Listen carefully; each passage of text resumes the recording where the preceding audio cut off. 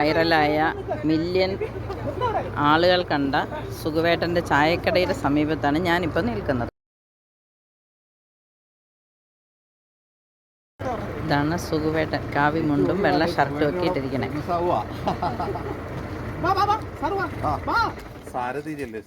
അതെ, ഞങ്ങളുടെ ബസ്സിൻ്റെ സാരഥി അരവിന്ദ് സാറും എൻ്റെ കൂടെ വന്ന ആൾക്കാരുമാണ് കൂടെ കാണുന്നത്.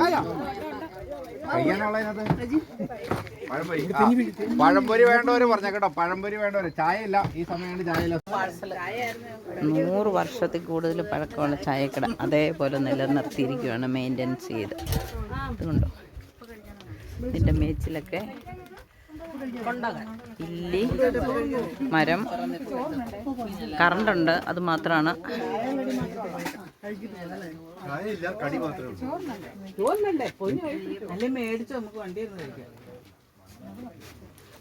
ഒരു കണ്ടത്തിൻ്റെ തീരത്താണ്. ഇതാണ് സുഖുവേട്ടൻ്റെ വീട്, ആ കണ്ടത്തിൽ അക്കരെ കാണുന്നത്.